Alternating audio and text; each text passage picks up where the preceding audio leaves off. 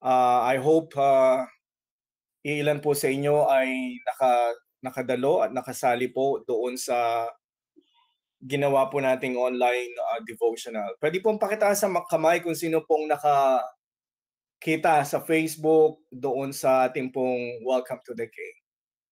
Amen. God bless you all po.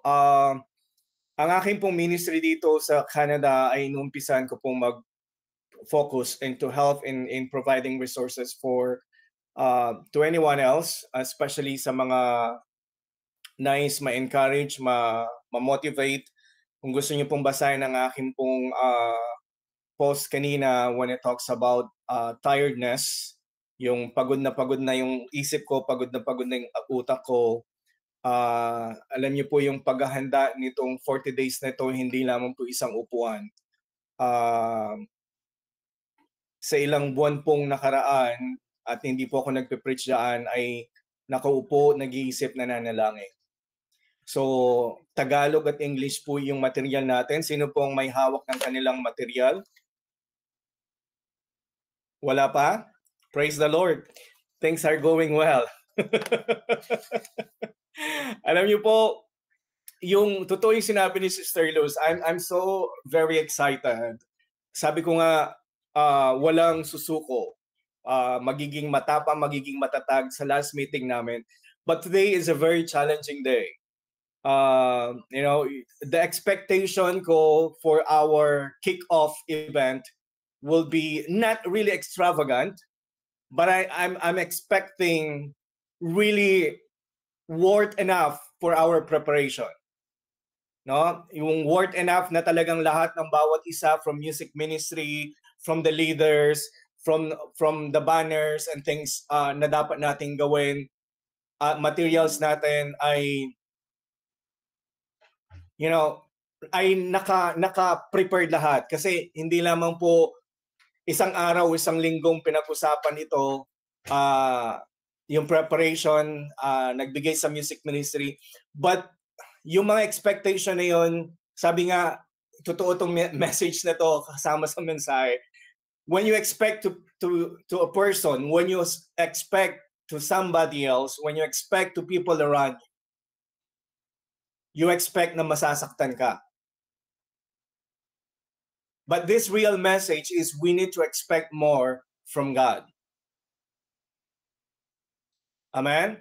So, when I see, sabi ko nga oras na, nag-message ako sa music ministry, hindi ba tayo mag-start? Meron ba tayong iniintay? Pero meron pala silang mga iniintay din. But you know what? Yung umpisa na ito, totoo lang po, sabi nga ni Sister Luz, parang dami pang tulog. Totoo naman po yan eh. But tell you something before I'm gonna proceed to my preaching. Sa totoo lang, ang sabi po sa Matthew 24:44, lahat po tayo, no? Kung titingnan ninyo, ang dami pong ginagawang hadlang, wag po nating sisihin ang kalaban. Nagpapatangay po tayo sa kanya eh. Talagang nandyan na siya. Nagpapatangay tayo doon sa katamaran, doon sa kawalan ng empathy, sa kawalan ng concern sa ministry ng ating Panginoon Diyos. Sa totoo lang, ang sabi po ng Matthew 24:40, parang gusto ko palitan ng preaching ko ngayon ha. Ang sabi po sa Matthew 24:44, so you also must be ready, because the Son of Man will come at an hour when you do not expect Him. Brothers and sisters, we're starting 40 days prayer, and we are focusing on the growth for living faith. Ano yung pangalan natin? Living faith.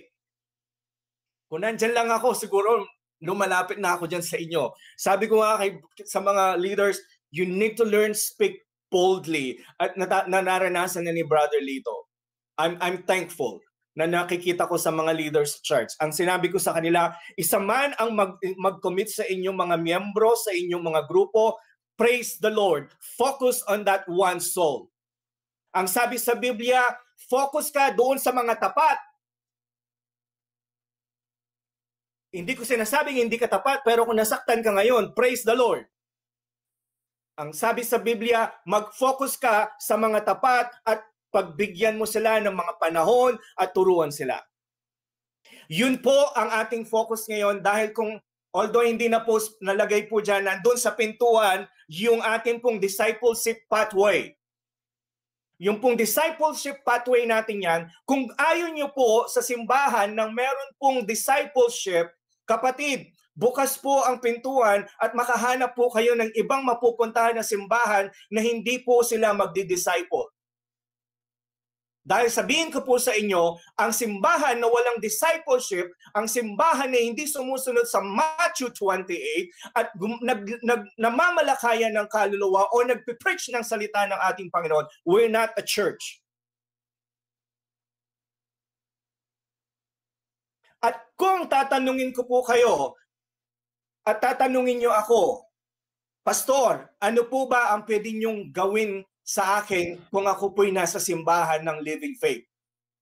Ano pong kasiguraduhan na ako po'y lalago sa aking pananampalataya kung ako po ay nandyan sa Living Faith? Tignan nyo na po yung discipleship pathway na yun. From the basic to the ministry to the mission, nandun na po tayo. Madali pong tignan yung poster na yon, kapatid, pero madugo pong labanan pagdating po sa akin dahil yung pong manual at lesson ay pag-aaksayan po ng panalangin at ng oras. Yung pong hawak ninyo na yan, kapatid, salamat kung ito po'y inyong babasahin. Pero para sa akin, hindi po masasayang ito dahil ako mismo ay pag-aaksayan ko ng panahon at oras araw-araw na ako'y mananalangin dahil ang relasyon ko sa Diyos ay mas mahalaga. Yun po dapat ang ating iisipin ngayon. Well, anyway, good morning again, Living Faith family. Buhay po tayo, amen. Amen. So ngayong araw na ito, hindi lang po tayo magsisimula sa isang bagong sermon series. No? Magsisimula rin po tayo ngayon na napakahalagang paglalakbay natin bilang isang simbahan, bilang isang pamilya. Ito po yung ating 40 days prayer through scriptures. So sa susunod po na 40 araw, tayo ay magsasanay ng mas malalim na pananalangin, ng pakikinig sa Diyos, at paglago sa ating pong pananampalataya. Hindi po ito simpleng gawain lamang natin ng 40 days. Ito po'y kakaiba na kung saan tayo po'y dapat ay matuto na gamitin mismo ang salita ng Diyos sa ating pong mga panalangin. Ito po ay isa pong panibagong hakbang ng pagsunod sa kanyang panawagan. Sa panawagan sa iyo. Lalo na po ngayon tayo umihingi ng gabay para sa ating pong proyekto sa sanktuaryo.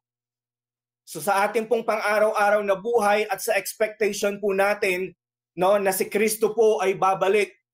Yun naman po ang pinangako niya. So ang ating pong tema ngayon sa linggong ito ay living by faith. Hello? Nakikita niyo po yung ating pong poster dyan. Hindi ko po alam kung nailagay ko yung mission po natin dyan. But anyway, isa-share ko po doon sa screen natin ngayon. Yung pong ating mission na nandyan po at pakibasa po, sa English po, hindi po nakikita din sa pamilya ko. Ayaw po ng internet nila dito. So to be a church that lives by faith, is known by love, is a voice of hope to the community and connects people to Jesus and one another. Sa wikang Tagalog po, baka po mag-almas po yung iba. Ang sabi po sa Tagalog, maging isang simbahan na namumuhay sa pananampalataya, kilala sa pag-ibig, nagiging tinig ng pag-asa sa komunidad, at nag-uugnay ng mga tao kay Jesus at sa isa't isa. Amen? So yan po ang ating pong mission sa simbahan. At ang tema po natin, ang lahat po ng ginagawa natin ngayon ay nakabase po sa ating pong mission statement. Hindi po natin binili yan, hindi po natin ginawa o kinuha lang sa labas. Yan po ay mismong naiakma sa ating pong mission statement. Hindi nyo po mabibili ang booklet na yan sa labas. Yan po ay nagpasimula po sa atin. Amen? Kaya ako po'y nagagalak na ito po ay kahit sino pong gustong humingi nito, malaya nyo po silang bigyan. Huwag nyo lang po silang ipiprint. Sabihin nyo lang po, ibigay yung digital, sila na pong mag-print. Amen? But anyway, yung pong mga gusto pong mag-donate ng expenses po natin sa mga material na yan, malaya po kayong mag-donate. We're teaching the church to become more generous. Hindi po namin kayo pipilitin na sumuporta o naman kung yan po'y conviction ng Holy Spirit sa inyo, naway gawin po ninyo. So ang ating pong tema is living by faith. Yun po yung umpisa doon po sa ating misyon. Yung pong sinasabi pong lives by faith. So ang tema po natin is living by faith. Ang sabi po sa Hebrew 11 verse 1. Pakibasa po. Nandiyan na po sa inyong screen. Now faith is confidence in what we hope for and assurance about what we do not see. So ito po yung sinasabi sa atin na ang pananampalataya ay pagtitiwala sa mga bagay na ating inaasahan at katiyakan sa mga bagay na hindi natin nakikita. So yan po ang ibig sabihin ng pananampalataya. Yan po ang kahulugan ng pananampalataya. So ang pananampalataya po, no, ay nakikita po yung mga bagay na hindi nakikita. So faith sees the invisible. Ang pananampalataya rin po ay naniniwala sa hindi po kapani-paniwala. Okay? Ito po yung naniniwala kapag may pananampalataya ka, naniniwala ka doon sa mga hindi kapani-paniwala. Kaya yung mga leader, yung mga pastor, nakakakita sila ng mga vision sa Panginoon Diyos, nakakatanggap sila. Kaya pag ginawa nila ito, talagang mainit sila. Katulad ng ginagawa po natin ngayon, yan po ay isang design na napakatagal na at hinihingi sa Panginoon Diyos. Pero hindi po ganun kadali. Ang pananampalataya po ay tumatanggap ng mga imposible. Kaya ang Panginoon Diyos po ay kumikilos doon sa mga hindi po kapani-paniwala. Kaya nga kapag ginagawa mo yon, hindi ka masyado pong sinusunod ng ibang tao. Kaya yung mga tao, tamad-tamad pa sila kasi hindi sila yung nakatanggap ng vision na iyon. That's why we're sharing the mission and the vision of the church. So halimbawa po ng ganito pong sitwasyon, yung kung lahat po kayo nagkaroon ng mga anak, ito po yung isang bata na kung saan po ay buong pagtitiwala niya po, no, sa kanyang tatay o sa kanyang nanay, na minsan nagugulat ka na lang, natatalon yung bata sa harapan ng tatay niya. Kahit hindi siya inahawakan ng ama, pero tatalon siya. Tuwang-tuwa naman po kayo noon. Tama po ba? Na pag tumalon ang apo ninyo sa'yo, tumalon siya kasi nagtitiwala siya sa'yo. Yun po yung pananampalataya na kahit hindi nakikita ng bata na nahawakan siya ng kanyang ama, pero tatalon pa rin siya. Kasi bakit? Sigurado po kasi siya sa puso niya, sa isip, na sasaluhin siya ng tatay niya. Tama po ba? Sino pong nakaranas ng ganong klaseng karanasan sa mga apo na kung saan ay, tara apo, tara anak, talon ka. Tumalo naman ang anak. Maliban na lamang kung inistorbo ng tatay, ay pare, inom tayo. Tumalikod, nahulog ang anak, patay kang bata ka. Wala naman po sigurong ganon, no? Wala. So yun po ang ibig sabihin ng pananampalataya. Kapatid, kung sinasabi mo na ikaw ay Kristiyano at nananampalataya kay Kristo Jesus, yan ang kahulugan ng pananampalataya. Ito yung pananampalataya na nakikita mo, na nakikita yung mga hindi nakikita. Yung mga imposible ay nagiging posible. Kaya imposible man sa iyo na gumaling ka. Pero pagdating sa Panginoon Diyos, talagang posibleng-posible. Imposible na ikaw yayaman. Imposible na ikaw ay aangat sa buhay. Imposible na aangat ka sa buhay kasi napakahirap mo. Imposible na ikaw ay matututong mag-English. Kasi hindi ka naman tinuruan ng mga magulang mo. Ako nga, nung nandyan pa ako sa Pilipinas, sinabi, Pastor Ray, yung vocabulary, yung grammar mo mali. Pastor Ray, hindi ka marunong kumanta, huwag ka siya. I've experienced all those things. Pero walang imposible kung ikaw ay nananampalataya sa Panginoon Diyos na magagawa mo. Nandito ako sa Canada, ang sabi ng mga ibang Canadian, why don't you write your own book, Ray? Hindi ko pa alam kung papaano. Nakakapag-umpisa na po ako. But people see things na hindi ko nakikita. So, kung ikaw po ay merong pananampalataya sa Panginoon Diyos, kapatid, kaya mong gumawa ng mga bagay para sa Kanya. At yan po ang living faith. Yan ang living faith. Hindi lang po tayo nananampalataya kasi nakikita natin. Kasi alam natin, God works in a mysterious way. God works in an impossible things. Hindi ka tutulungan, ang sabi ko nga kay Sister Alma, sa sitwasyon na nararanasan natin ang kaningningan ng Diyos, ang kapangyarihan ng Diyos doon sa mga pangit na sitwasyon natin. Saan ba nag-iilaw ang ilaw? Mag-iilaw ba ang ilaw kung maliwanag naman? Sa kadiliman. Kaya kung komportable ka sa buhay mo ngayon, kapatid, mangamba ka pa ng lalo. Ikaw ba talaga ay merong pananampalataya? Ikaw ba talaga ay nananampalataya sa ating Panginoon Diyos? O nandyan ka lang na nagiging attender ka lang ng simbahan, takapakinig, at okay ka lang kahit hindi ka mag-commit, mag-grow, o what, hindi ka manalangin, basta nandyan ka sa Panginoon Diyos. We're not maintaining a church, brothers and sisters. That's not the mission of living faith. That is not the calling of living faith. We want to see all the people coming to the church. Ngayon, kung ayaw talaga ng mga simbahan na mag-grow, kapatid, wala na akong magagawa kung wala nang matira. Hallelujah.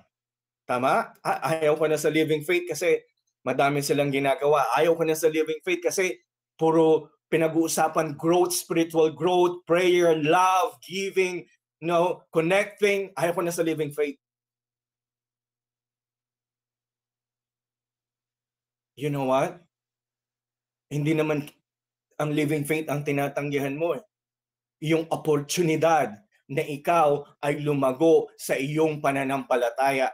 Dahil sa huling kapanahunan, kapatid, yung great persecution will coming, yun kaya ay mapapagtagumpayan mo kung hindi matatag ang pananampalataya mo. Ang sabi ng isang Canadian dito nung kausap ko siya, darating ang great persecution. I hope not, Pastor Ray. No. Kung anong sinabi sa Biblia, magaganap. Hindi natin pwedeng baguhin. Kung sinabi ng Biblia na prophesy, there will be a great persecution coming. Kaya yung sinabi niya sa huling kapanahunan, maraming kabataan ang lalayo sa kanilang pananampalataya, ang lalayo sa kanilang mga magulang. Ay magiging pasaway ang mga maraming kabataan sa huling kapanahunan. Yun ang sinasabi sa Biblia. At bago tayo makarating sa langit, sasalain muna tayong lahat, kapatid. Yung pangsala na yun na parang yung mangingisda na may mga butas na yun, sasalahin tayong lahat. Kung may malaglag na yun, yun ang mga maiiwan. And that is the time na meron tayong persecution. I'm not scaring you right now, brothers and sisters. It's better for me to preach the truth rather than gawin kong napakababaw ng sermon na ito. A true preaching is preaching the things that's supposed to be reminding you to grow and reminding you na merong darating na Kristo na matutubos sa ating lahat, na pinangako niya after umakyat siya sa langit na kasama niya ang mga disipulo niya, pinangako niya na babalik siya. That He will return. Sino pong naniniwala dito na nababalik talaga ang Panginoong Jesucristo? Jesus, pakitaas ang kamay. Amen? Kung naniniwala po kayo na babalik si Jesucristo, Jesus, kapatid, ang sabi niya po sa John 14:15 na kung saan, if you love me, you will keep my command. Hello? Tama po ba? Na kailangan pong panghawakan natin yon? Nung panahon po na si Kristo Jesus, nakasama niya po ang kanyang mga disipulo. Yun po during the Last Supper na sinabi niya po yun, na kung saan sa bawat buhay po ng bawat buhay ng mga disipulo, nakasama po nila ang ating Panginoon sa Kristo Jesus before ma-crucified po siya. Ano po ang nangyari?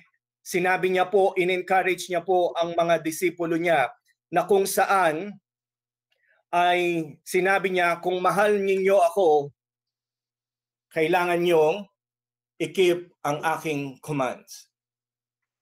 That is his encouragement and words bago siya mapako sa krus, kapatid. And if we are really following Jesus Christ, young people, elderly, brothers and sisters, we need to keep the commands of God in our hearts. Amen? In our hearts. So, kung tayo pong lahat ay gusto nating mag-grow sa ating pananampalataya, ang sabi po sa Romans 10:17, consequently, faith comes from hearing the message, and the message is heard through the word about Christ. So kapatid, ang ating pong pananampalataya, yan po ba yung na-share ko o hindi? Na-share ko po ba? Basahin nyo na lang po. In Romans 10:17, faith comes from hearing. Yun po ay pakikinig ng salita ng ating Panginoon Diyos patungkol po kay Kristo Jesus. So ang pananampalataya, brothers and sisters, Living Faith Family, ang pananampalataya po'y lumalago habang tayo po'y patuloy na nakikinig at nag-aaral ng salita ng Diyos. Kaya nga po, tinitrain po namin kayong lahat, ang Living Faith Family, na manalangin ayon po sa salita ng Diyos. So sa James chapter 1, verse 5, pinapaalalahanan po tayo ng ating Panginoon Diyos. Sa James chapter 1, verse 5. I'm praying na yung pong isang screen dyan, hindi na po ako nag-ooperate, yung meron na po nag-ooperate dyan. So, James 1:5, if any one of you lacks wisdom, you should ask God, who gives generously to all without finding fault. It will be given to you. So, ito po'y isang paalala sa atin, no? Na lumalalim din ito sa gitna ng pagsubok at mahalagang desisyon. Kung tanungin mo ang sarili mo, saan bahagi ng buhay ko kailangan kong lumago? Ulitin ko po, doon po sa sabi po sa James chapter 1 verse 5. Pinapaalalahanan po tayo, lumalalim din ang ating pananampalataya sa gitna ng mga pagsubok sa buhay. Okay? Hindi po ganun kadali sa lahat ng bagay na gusto nating gawin ay wala pong mga kapagsubukan, meron po. At din po doon sa mga mahalagang desisyon natin. So question ko po sa inyo, saan bahagi ng buhay mo kailangan mong lumago sa iyong pananampalataya? Sa commitment mo? Sa trabaho mo? Sa business mo? Sa relationship mo? Paano mo ipoposisyon yung sarili mo araw-araw para marinig mo yung salita ng ating Panginoong Diyos, para mag-grow ang iyong pananampalataya? Tandaan mo, kapatid, walang aksidente sa pag-grow ng pananampalataya. Hindi yan po parang loto, natataya ka at mananalo ka. Hindi po. Wala pong aksidente sa pananampalataya. Intentional po ang pakikinig ng salita ng Diyos. Intentional po ang pag-obey sa salita ng Diyos at sa Diyos. Yun po ang susi, ang pakikinig at ang pag-obey sa Kanya. Intentional po yan. So paano po ako magre-response kung ako po haharap sa mga trials, Pastor? Kung may mga obstacles po ako, kung meron pong opportunity na yung faith ko ay may grow. So araw-araw po binibigyan tayo ng Diyos ng pagkakataon na palalimin po natin ang ating tiwala sa Kanya. Lalong-lalo na sa gitna po ng mga pagsubok.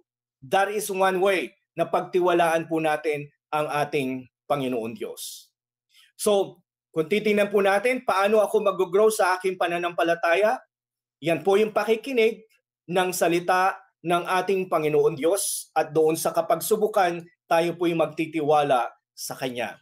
Pangatlo, ang sabi po doon sa Mark chapter 9 verse 24, immediately the boy fathers exclaimed, I do believe. Help me overcome my unbelief. No? Napakaliwanag po dito po sa Mark chapter 9 verse 24 na sinasabi po dito, normal ang mag-struggle. Nag-struggle ako kanina, mag-umpisa tayo ng worship team. Nakikita ko na Ate Beng dito. Nag-struggle ako. Minsan, pamilya mo na, yun pang malaking kapagsubukan. That is part when we're doing a ministry. Normal ang struggle sa ating pananampalataya. Kahit po yung ama dito po sa Mark 9:24, sinabi niya, I believe. Help my unbelief. Aminin po natin, sa ating mga buhay, minsan ay nag-aalinlangan tayo kung talagang tutulungan ba tayo ng Diyos o hindi. So dito po, napakahanes po ng binabasa natin. Yung iyak po ng isang ama na kung saan po desperado po siya na yung anak niya ay mapagaling. Desperado po siya. Ngayon, ikaw kapatid sa sitwasyon mo kung sasalamin mo na ito, meron kang sitwasyon na talagang desperado ka. Ang tanong, do you really believe na gagawin ng Diyos yan? O meron kang unbelief na nandyan pa rin? 100% ka bang maniniwala na gagawin ng Diyos yan? Ako, meron akong mga gustong gawin dito. Excited ako. Tinatanong ko ni Sister, how are you, honey? Kasi ang dami kong ginagawa. I'm on fire. Sabi ko, nasa trabaho ko, hindi ka ba man on fire? Mayroong darating na idea, upo ako, matutulog ang pasyente ko, mag-awakan ko yung tablet, yung cellphone ko, magta-type ako ng ideas and lalabas na lang lahat, sunod-sunod. I-record ko na yung mga dapat kong gawin. Pag uwi ko, upo na ako sa computer, may gagawin ako. But I need to be disciplined. In what? In prayer at all times. Praying at all times. Para ako nag-iinit. Sabi ko, naamoy na sunog. Ako ba'y nasusunog? Sabi ko kay Ate Beng. Para literal na on fire yata kami dito. Hindi po. So meron lang po ako naamoy. So kung titingnan po natin dito, yung ama na ito, dinala po niya yung kanyang anak, kay Jesucristo Jesus. No? Na kung saan napagaling po siya. So nung sinabi po, everything is possible for one who believes, yung ama po immediately nag-respond po siya ng mix ng may pananampalataya at ng honesty. Alam niyo po yung pananampalataya niya, sabi niya, I believe. Pero naging honest siya. Nakuha po ninyo? Naging tapat siya sa Diyos. Sabi niya, I believe. Pero, help me overcome my unbelief. Hello, brothers and sisters, wag pong nating ikahila sa Diyos kung meron ka pong alinlangan. Ito yung panahon na lumuhod ka at sabihin mo, Panginoon, Ama, naniniwala po ako sa inyong anak na si Kristo Jesus. Kaya pong gawin ang lahat ng bagay. Pero meron akong mga alinlangan, meron akong mga unbelief, Lord. Kasi sa sitwasyon ko, sa problema ko na ito, Panginoon, hindi ko alam kung kaya kong gawin o tutulungan mo ko. Tulungan mo ko, Diyos. Aminin mo sa Diyos, kapatid. Walang plastikan. Sabihin mo lang, I do believe, Lord. But help me, Lord. Minsan, nasusubok ang aking pananampalataya. Kundangnan po natin dito, yung faith and doubt ay nag-exist po. Okay? Yung faith and unbelief or yung doubt, nandyan. They're intertwined together. Kasi bakit? Yung witness natin, doubt natin yun. Yung katamaran natin, sa paggawa ng ministry, pagtulong sa ibang tao, sa pananalangin sa iba, that is kind of doubt. You don't pray to other people, you don't pray to the person beside you, you don't pray the person na may sakit sa kapitbahay mo because you have doubt. You have doubt because hindi mo alam kung gagaling siya o hindi. But you believe in the power of Jesus Christ. You believe in the name of Jesus Christ that there is power and healing upon His name. Pero meron kang doubt, kaya hindi ka susunod.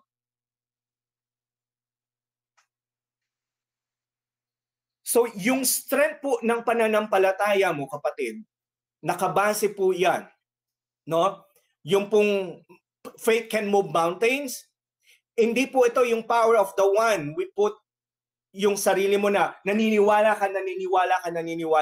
Ito po yung kapangyarihan dito kung saan po natin nilalagak ang ating pananampalataya sa ating Panginoong Jesucristo Jesus. So living faith, hindi po ibig sabihin na hindi po kayo mag-struggle. Living faith, hindi ibig sabihin na binubuhay natin ang pananampalataya natin, hindi tayo makakaranas ng struggle sa buhay. That's why we're strengthening our faith in Jesus Christ for us to overcome those coming trials. Because there will be trials coming to our life.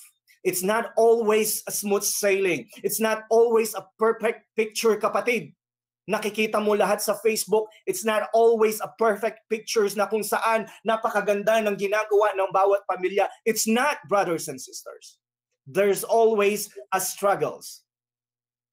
There's always challenges in your life. And that's why we just need to be truthful and be honest sa ating Panginoon Diyos. Ama, naniniwala ako na gagawin ko itong business na ito. But Lord, I have unbelief. Minsan, napapanghinaan ako sa mga tao nasa paligid ko.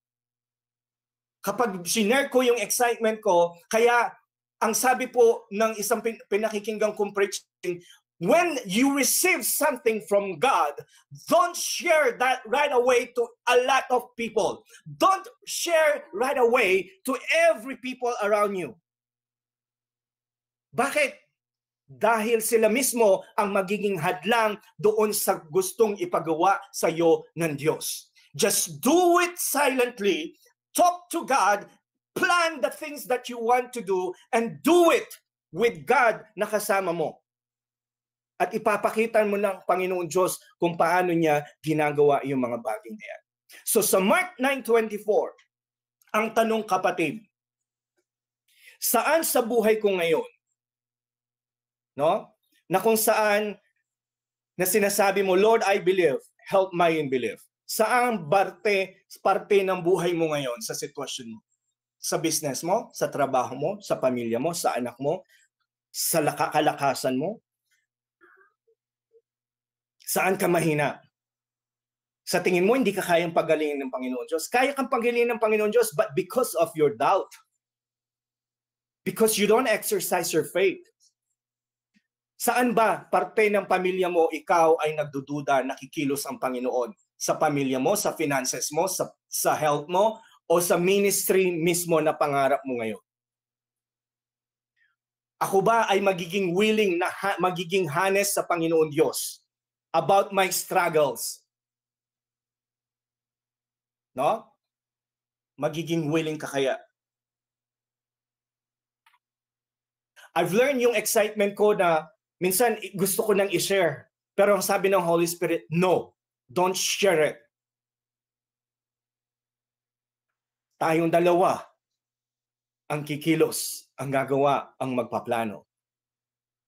Dahil kapag sinare mo yung mga bagay na yon, na excitement mo, kapatid, para kang bubuhusan ng malamig na tubig, mararanasan mo yung mga discouragement. Focus doon sa pinapagawa sa iyo ng ating Panginoon Diyos. Focus ka doon sa pangarap na binibigay sa iyo ng ating Panginoon. Faith moves forward even when our feelings have hesitation. Dapat sumusulong ang ating pananampalataya kahit sa kabila po ng mga pagsubok sa ating buhay. Wala pong tumatandang Kristiyano na hindi po sumusulong ang kanilang pananampalataya. Wala pong Kristiyano na hindi po nakakaranas ng compassion sa kanilang kapitbahay. Wala pong Kristiyano na totoo na hindi man siya makaramdam ng igting ng banal na espiritu na ipanalangin ang may sakit sa kanyang kapitbahay. Wala pong isang totoong Kristiyano na hindi siya nakakaramdam ng pintig ng banal na espiritu na bahaginan ng kanyang testimonya, yung kanyang kaibigan. Wala pong totoong Kristiyano na hindi po nagmamalasakit sa kaharian ng Diyos at sa ministeryo ng Diyos.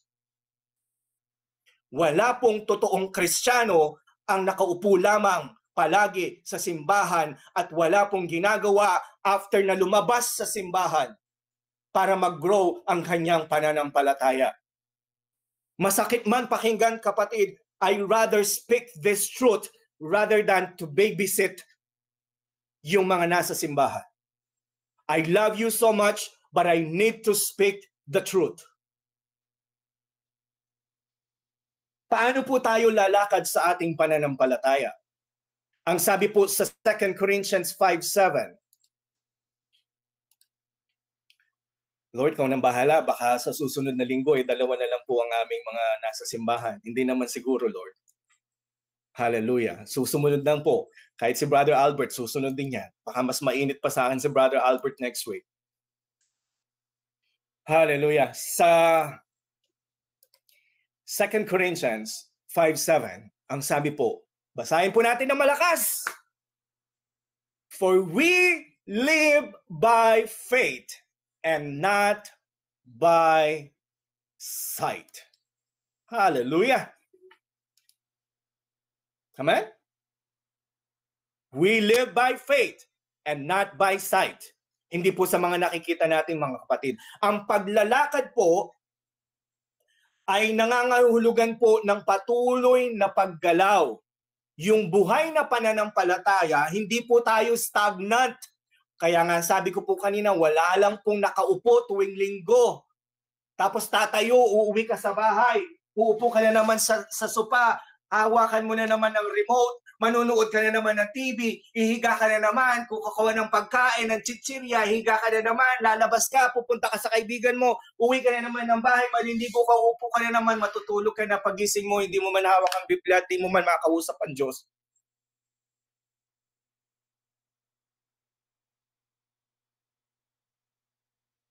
Gumagalaw po ang pananampalataya natin. Kaya nga po dito sa aklat ninyo, kapatid, 10 to 15 minutes lang po ang amin pong hinihiling. Nawa, mag-init po kayo bawat araw, madagdagan yan ng 20 minutes. Kayo nang bahala kung gusto niyo nang gawin na maghapon. Praise the Lord. Pray at all times. So, patuloy po dapat tayong gumagalaw sa ating pananampalataya. May pagkilos po ang pananampalataya. May direction pong pasulong ang pananampalataya, hindi po paurong ang pananampalataya. At ang lubos po nito ay ang pagtitiwala. So bilang pong isang simbahan, lalo na po yung ating sanctuary na project, no? Hindi lamang po lahat ay agad malinaw na makikita yung pangarap po nating 5 years na yan. Mayroon po tayong pagdadaanan, kapatid. Ngunit sa bawat hakbang po na gagawin natin, tayo po ay nagtitiwala na hawak ng Diyos ang bawat bahagi po ng sanktuaryo sa Living Faith. Hawak po ng Diyos ang bawat Kristiyano na nasa Living Faith. At lahat ng panalangin po natin ay lalapit po natin sa Panginoon Diyos. The question is, willing po ba ako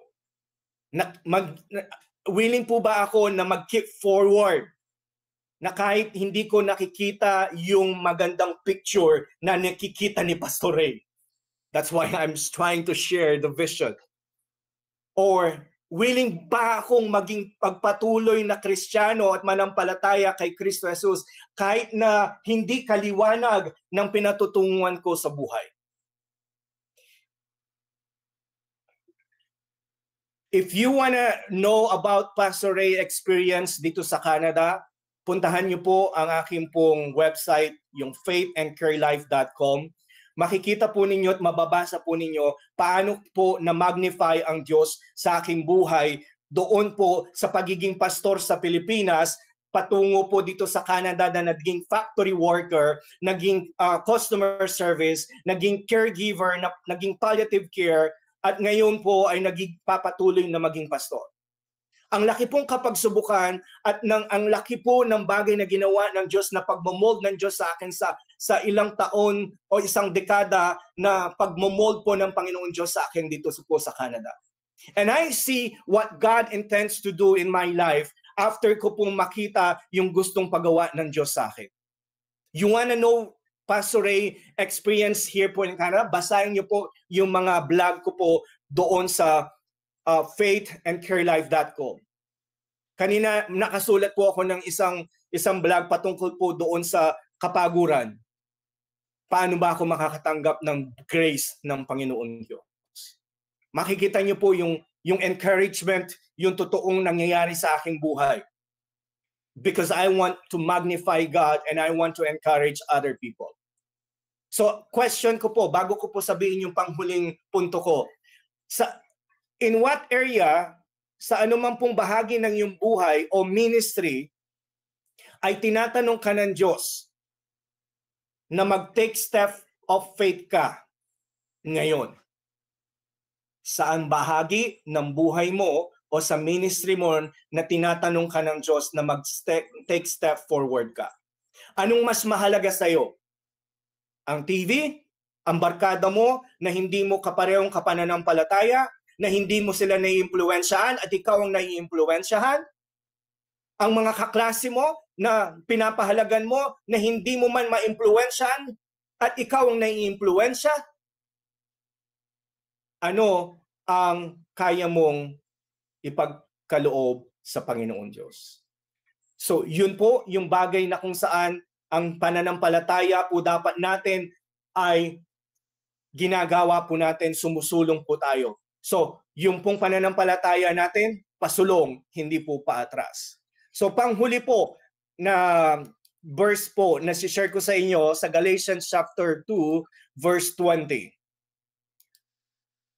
So, Galatians chapter 2, verse 20, ang sabi po, I have been crucified with Christ, and I no longer live, but Christ lives in me.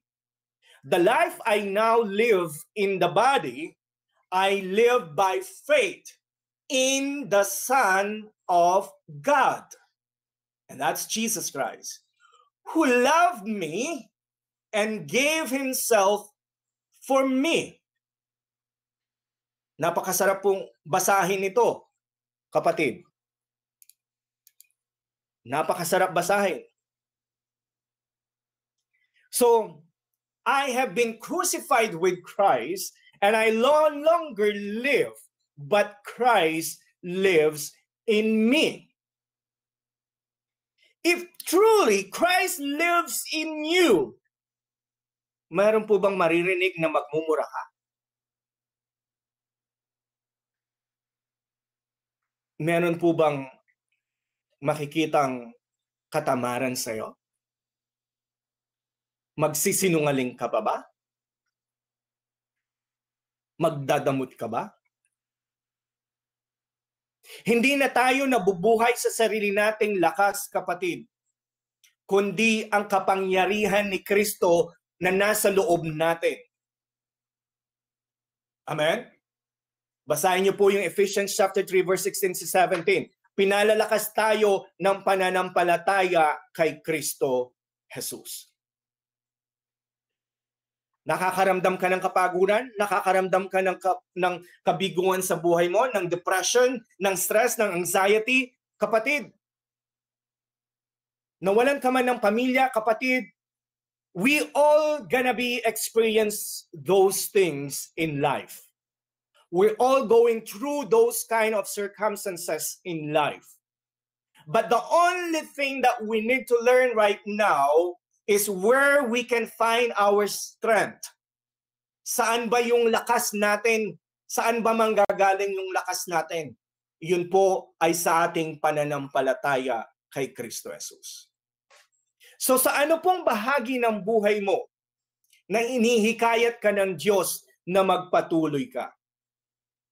Kahit hindi mo pa nakikita sa buong larawan yung magandang picture na gusto mong makita, saan po sa buhay mo na inihikayat ka ng ating Panginoon Diyos? Brothers and sisters, music ministry, malapit na ako magtapos. Kung gusto niyong pumunta sa harapan, God bless you, music ministry. God bless you. Ang challenge po sa atin po, sa bawat isa sa simbahan, hindi lang po personal ang ating pong pananampalataya. Pakinggan niyo po ako. Hindi lang po personal ang ating pananampalataya. Kung personal po ang pananampalataya, kapatid, hindi na po ako magpapakapagod para gawin ko po ang lahat ng bagay na ito. Ba't di na lang po ako umupo at manalangin sa sarili ko?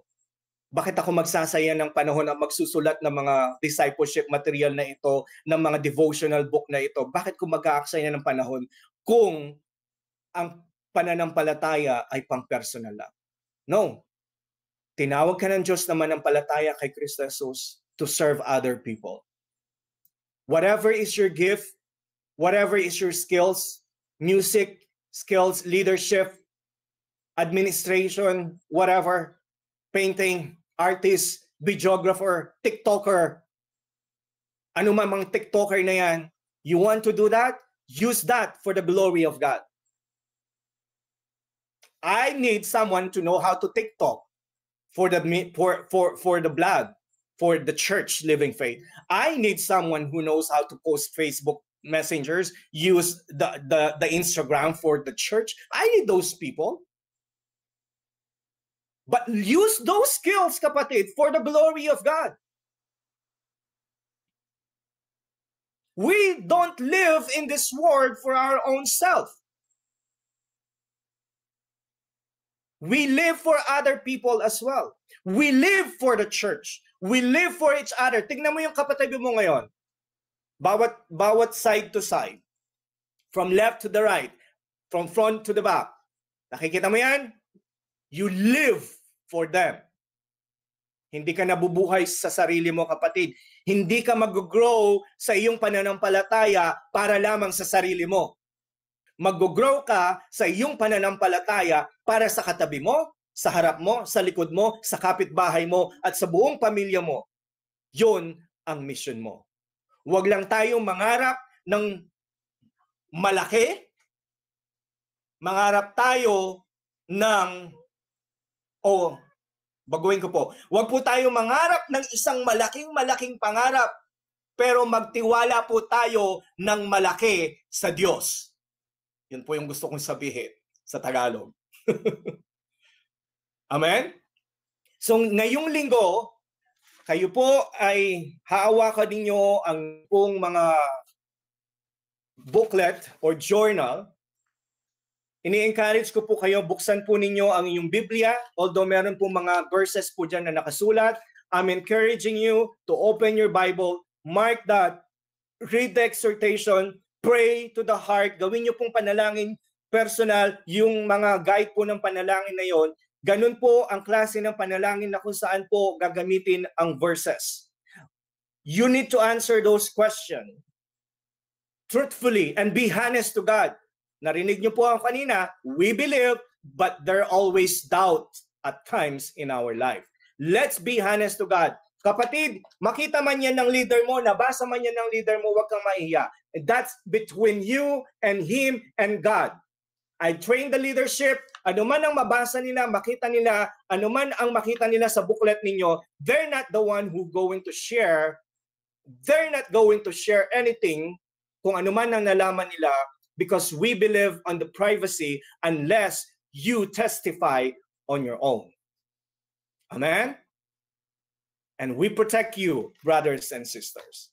So ngayong linggo po, sama-sama tayo sa, kailan po? Mamaya na po ba? Sa Lunes! Amen? May date po yan.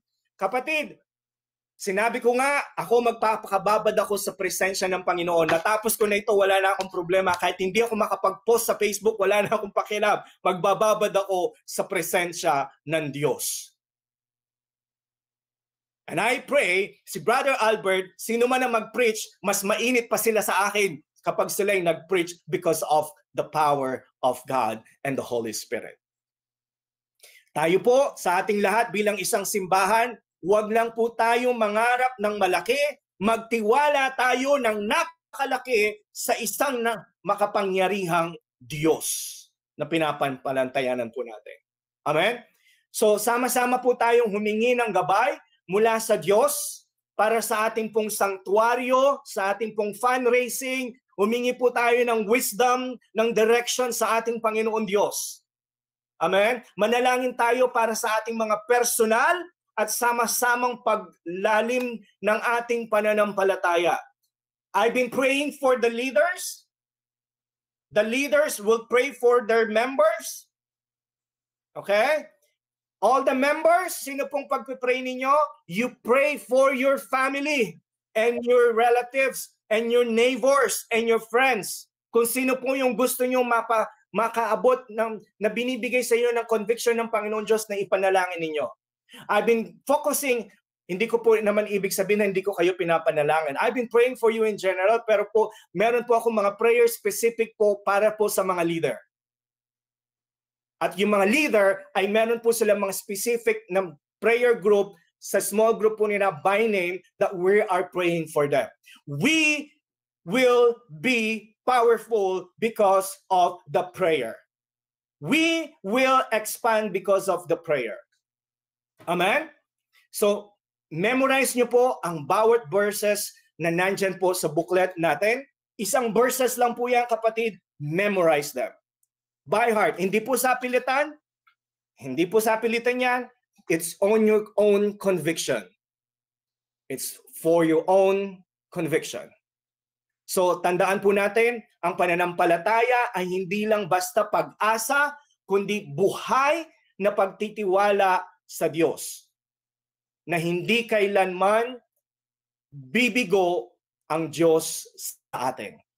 Ulitin ko po, ang pananampalataya po ay hindi lang po basta pag-asa.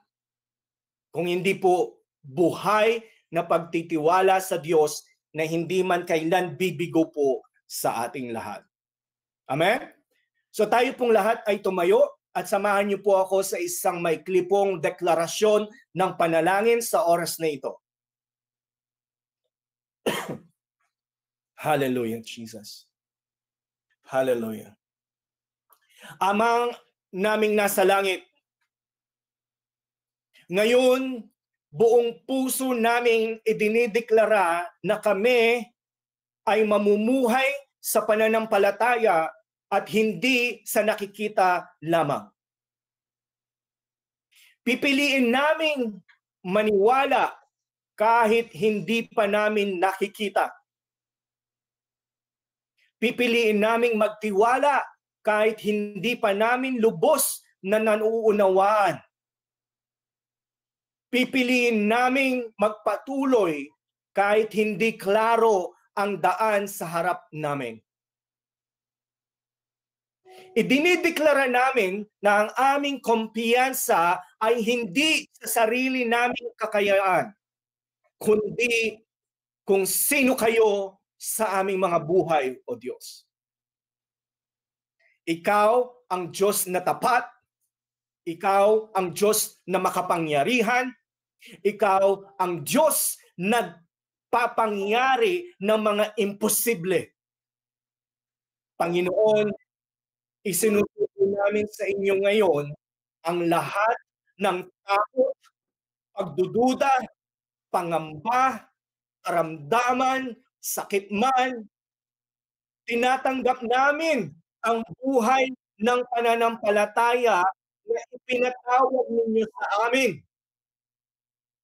Idinideklara namin na ang Living Faith Christian Church ay simbahan na namumuhay sa pananampalataya. Kilala sa pag-ibig, naging tinig sa pag-asa, at nag-uugnay ng mga tao kay Jesus at sa isa't isa. Bigyan ninyo kami, Panginoong Diyos, ng lakas, ng tapang, at ng pananabik na sumunod sa inyo sa bagong season na ito sa Living Faith at sa buhay namin. Kami ay lalakad ng pasulong dahil kayo ang aming nangunguna. Panginoon Diyos, sa lahat ng mga anak mo na makikisalo sa panalangin, gawin mo nawa na pakinggan mo sila, O Diyos. Sa makapangyarihang pangalan ni Jesus, ito po ang aming panalangin sama-sama.